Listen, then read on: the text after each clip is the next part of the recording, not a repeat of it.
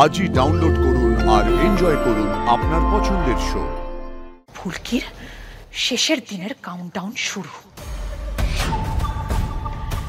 এই দুর্গাপুজোই হবে ফুলকির শেষ দুর্গাপুজো। তার বিরুদ্ধে আর প্রতিবাদ করবে মন্দিরা? কতবার প্রতিবাদ করবে? আমার তো মনটাই ভেঙে গেছিল। ফুলকির নিখোঁজ হবার খবর শুনে ভেতরে ভেতরে ভয় হচ্ছিল যে বড়। সেই একই রকম উপরে সাহসের কথা বলবে, কিন্তু ভেতরে ভেতরে একেবারে শেষ হয়ে যাবে। কিন্তু ফুলকি মায়ের মূর্তি তো এসে গেছে। আজ সন্ধ্যেবেলা মায়ের বোধন, যদি পুজো না হয় তাহলে তো ঘোর অমঙ্গল হবে রে। তুম করে তোমরা সবকিছু আয়োজন করে ফেললে এই বাড়িতে। এটা তো আমাদের পরিবারের ঐতিহ্য ফুলকি। অবশ্য তুমি আর এসব কি করে জানবে? আমি জানতেও চাই না ম্যাডাম, আমি জানতেও চাই না। আমি শুধু এইটুকু জানতে চাই যে আপনি কোন অধিকারে এই সম্পত্তি থেকে টাকা নিয়ে পুজো করছিলেন। এতদিন তো সংশোধনাগারে কাটিয়ে এলেন, তাও বুঝে কোনো শিক্ষা হয়নি। দুম করে চলে এলেন অধিকার ফলাতে। নিজেকে সর্বসর্বা ভাবাটা বন্ধ করুন ম্যাডাম। আমি ফিরে এসেছি, আমি কোনো রকমের অন্যায় বরদাস্ত করব না। এই ঘর থেকে যান ম্যাডাম। এবার আমাকেও ভেবে দেখতে হবে যে আপনার মতন অপরাধীকে এই মহলে থাকতে দেওয়া যাবে কিনা। ফুলকি দাস, তুমি একেবারে বাঘের গুহায় এসে ঢুকেছ। পুজোর পরে তোমার অস্তিত্ব আমি মুছে দেব দশমীর ঠাকের পাত্রীর সঙ্গে। আশাবরী চৌধুরী আজ বোধনের দিনে এই প্রতিজ্ঞা করল।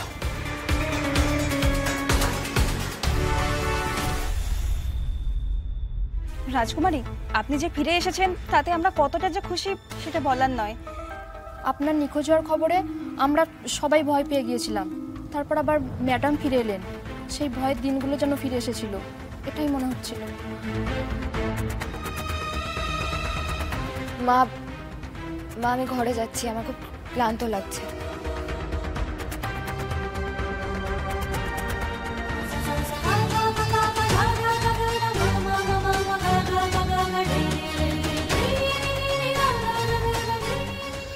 আচ্ছা, ওর শরীর ঠিক আছে তো?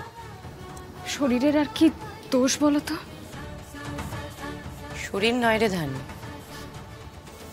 ফুলকির মন খারাপ।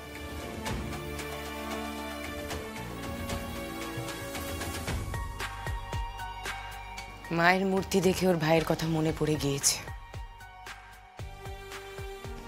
আমি বুঝেছি, আসলে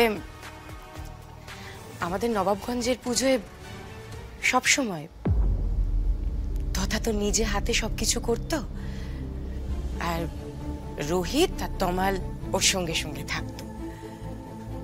কিন্তু তথা চলে যাওয়ার পর ভাই সবটা নিজে হাতে দেখতো, আর এখন তথাও নেই আর ভাই।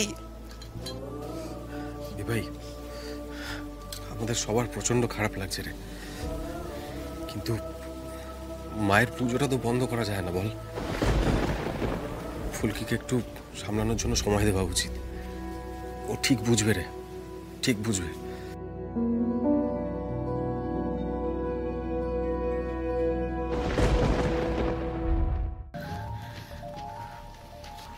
ফুলকি, এত বড় সাহস ওর!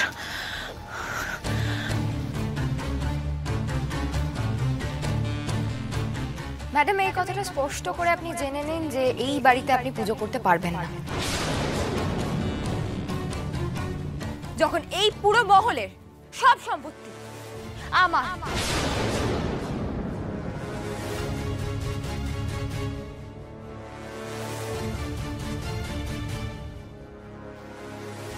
কি ইন্দ্র, এখানে আমার একটা ছবি ছিল, সেটা কোথায়?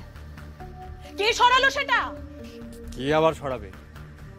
ফুলকি দাস, তুমি যখন এখানে ছিলে না, ও তখন এই সেটআপটা চেঞ্জ করে এখানে নিজের অফিস বানিয়েছে। এই কথাটার মানে কি ইন্দ্র? বড় সাহস ওর, এত বড় সাহস! ইন্দ্র, ওর এত বড় সাহস! হয় কি করে যে আমার অবর্তমানে ও আমার চেম্বার দখল করে? কি যে বলো মা, শুধু চেম্বার নাকি? হ্যাঁ, ওই পুরো মহলটা দখল করে নিয়েছিল, আমাদের থেকে সব ছিনিয়ে নিয়েছিল। আমরা আমরা আমরা কিচ্ছু বাঁচিয়ে রাখতে পারিনি, আমাদের সবাইকে কোণঠাসা করে দিয়েছিল মা। তার মানে ফুলকি যে চতুর্দিকে যে খবরটা রটালো যে উনি খোঁজ, গোটা রাজ্যবাসী যে খবরটা জানলো, সেটা একটা মিথ্যে, ভুল খবর। গোটা রাজ্যবাসীকেও বোকা বানালো। ইন্দ্র, রুদ্ররূপ সান্যাল এখন কোথায় আছে, কোনো আইডিয়া আছে তোমার? না না মা, আমার সঙ্গে শেষ ওই অভিরূপ সামন্তের কথা হয়েছিল। আর আমার যখন কথা হলো আমি তখন জানতাম না যে অভিরূপ সামন্ত নকল। আর ওই ফুলকি যখন ওই ঈশিতার যাওয়াটা একেবারে ভেস্তে দিল, তারপর থেকে আমি কিন্তু ওদের কারোর সঙ্গে যোগাযোগ রাখিনি। কেন জানো? কারণ আমি যোগাযোগ রাখলে আমি আমি আমি আমি বিপদে পড়ে যেতাম, আমাকে সবাই সন্দেহ করতো মা। তুমি তো চেনো ফুলকি দাসকে মা, তুমি তো জানো কি করতে পারে ও সবার সাথে এরকম একটা প্রহসন করলো। গোটা বাংলা জানে যে বাংলার ক্রীড়ামন্ত্রী ফুলকি দাস নিখোঁজ, কিন্তু সে আজকে আমাদের আমাদের আমাদের বাড়িতে রাজমহলে এসে উপস্থিত হলো। আমার এটা মাথায় ঢুকছে না মা। ও এত বড় বড় প্ল্যান করছে আর সবাই সেটা বিশ্বাস করে নিচ্ছে কিভাবে মা? হাও, আমার মাথা কাজ করছে না মা। রুদ্ররূপ সান্যাল যখন শেষবারের মতো আমার সাথে যোগাযোগ করেছিল তখন আমি সংশোধনাগারে ছিলাম। ও বলেছিল ফুলকিকে শেষ করে দেবে, কিন্তু তারপরে ও অনেক জায়গায়, মানে এদিকে ওদিকে অনেক জায়গায় ঘুরেছে। ইনফ্যাক্ট ও যে অভিরূপ সামন্ত সে যে ঘুরে বেড়াচ্ছিল আমি সেই খবরটাও জানি, কিন্তু আমি তোমাকে বলিনি। কারণ তাতে লাভের লাভ তো কিছু হতোই না, উল্টে বিপদ আরো বাড়তে পারতো। কেন জানো? কারণ তোমার তো মুখের কোনো আগল নেই, কোথায় কি বলতে হবে তুমি জানো না। হুট করে হয়তো সবার সামনে বলে দিতে যে অভিরূপ সামন্তই আসলে রুদ্ররূপ সান্যাল। কিন্তু এত কিছু করে শেষমেশ লাভটা কি হলো? আমি তো রায়চৌধুরী পরিবারের লোকজনের কাছ থেকে শুনলাম যে রুদ্ররূপ ফুলকিকে জ্যান্ত কবর দিয়েছিল। তারপর কি হলো? ফুলকি আবার বেঁচে ফেরত চলে এলো। মাথায় কিচ্ছু ঢুকছে না, কিচ্ছু না। যাকে যা হবার হয়ে গেছে, আমাদের এবার পরবর্তী প্ল্যান করতে হবে। ইন্দ্র, তুমি যেখান থেকে পারো যেভাবে হোক রুদ্ররূপ সান্যালকে খুঁজে বার করো। আমি জানি না কিভাবে করবে। এই দুর্গাপুজোর দশমীর দিন আমি শুধু মা দুর্গাকে নয়, ফুলকিকেও বিসর্জন দেব। ফুলকির শেষের দিনের কাউন্টডাউন শুরু। এই দুর্গাপুজোই হবে ফুলকির শেষ দুর্গাপুজো।